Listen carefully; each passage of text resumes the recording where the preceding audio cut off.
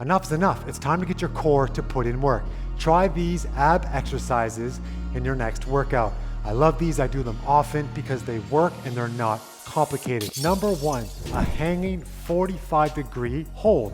The best thing about this exercise is it forces you to really lengthen your body, to flex your abs, to pull back into position, and to hold your legs at that 45-degree angle. Truth is, most people can't hold at that true L-sit, but if you tuck your tummy in, roll that pelvis in nice and tight, hold your feet or your legs at that 45-degree angle, you're gonna get a lot out of this. Do this for about 10 seconds per set.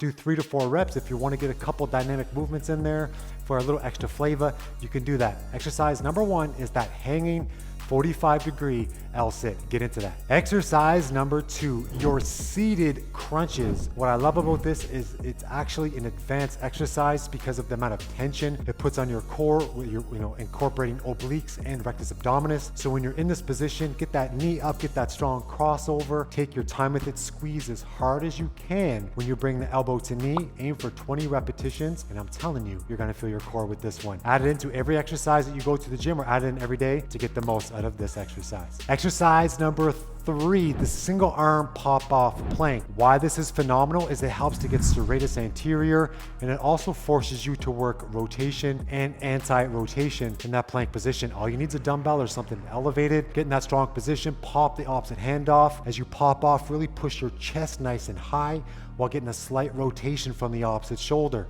Your core has no choice but to work.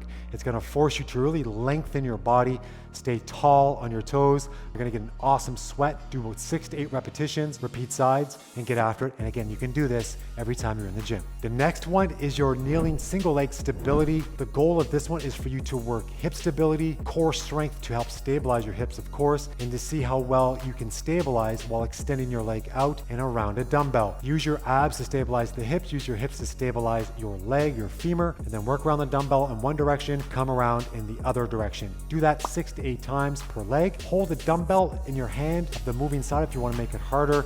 Touch in 3 or 4 spots around the dumbbell if you need to make it easier. That's a great way for you to work on stability, strength, and of course, get a little extra core pump. Your final exercise is the 5-4-3-2-1 crunches.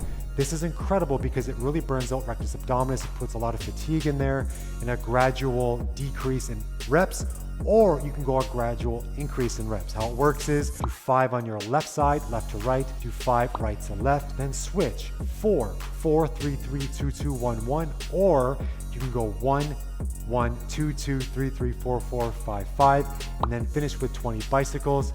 That will absolutely destroy your rectus abdominis and give you that burn that a lot of people want when training their abs. Try those ab exercises in your next workout. Get the most out of your core training. And of course, guys, it's not necessarily about how your abs look, although that's definitely nice. It's about how strong they are and working them with different patterns. Great job today, guys. I'll see you warriors for the next one.